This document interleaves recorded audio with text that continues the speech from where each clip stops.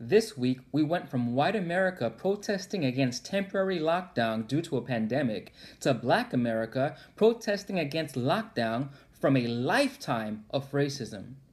When can we come out of our homes without worrying about dying? Green coffee. In the movie The Great Debaters, James Farmer Jr. gives his final debate to an audience filled with what at the time must have been people filled with prejudice and possibly many who themselves were racist. He begins his debate. Resolved. Civil disobedience is a moral weapon in the fight for justice. But how can disobedience even be moral? Well, I guess that depends on one's definition of the words. In Texas, they lynched Negroes. My teammates and I saw a man strung up by his neck and set on fire. We drove through a lynch mob, pressed our face against the floorboard. I looked at my teammates. I saw the fear in their eyes, and worse, the shame. What was this Negro's crime that he should be hung without a trial in a dark forest filled with fog? Was he a thief? Was he a killer? Or just a Negro? Was he a sharecropper, a preacher? Were his children waiting for him? And who were we to just lie there and do nothing? No matter what he did, the mob was the criminal. But the law did nothing, just left us wondering why. My opponent says, nothing that erodes the rule of law can be moral. But there is no rule of law in the Jim Crow South. Not when Negroes are denied housing, turned away from schools, hospitals, and not when we are lynched. St. Augustine said, an unjust law is no law at all, which means I have a right, even a duty, to resist with violence or civil disobedience. You should pray I choose the latter. There are three things I want to say in reflection of what is going on in Black America.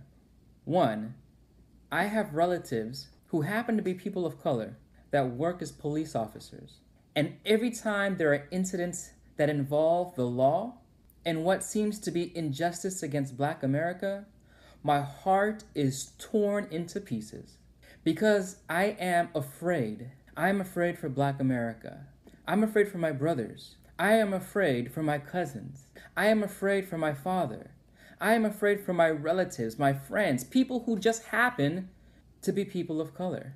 But I also fear for my cousins who are in law enforcement because I desire for them to come home to their families. They are husbands.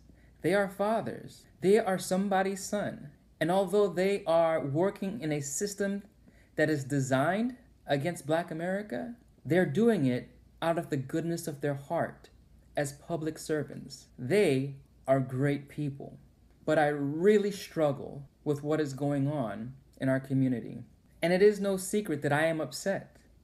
My posts on social media do not hide my feelings. I am angry. Right now, there is a riot going on for several days.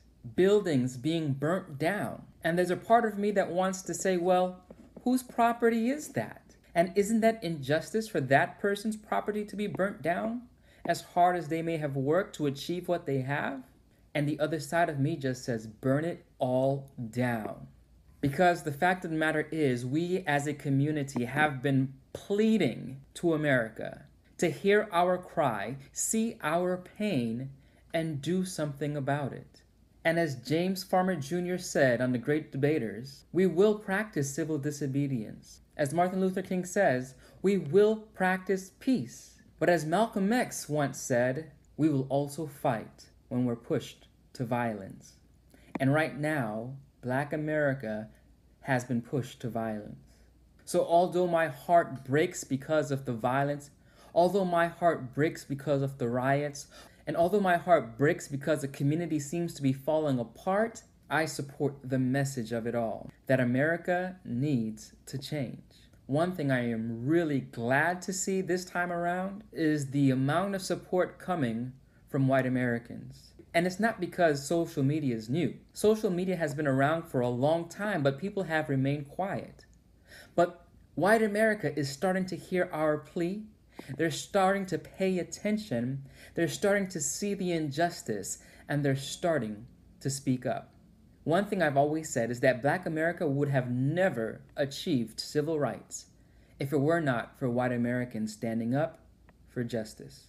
Although we received civil rights, justice is still something that seems to flee from Black America. So to see white America standing up once again on behalf of the minority population in the United States of America, it brings my heart joy and it gives me hope.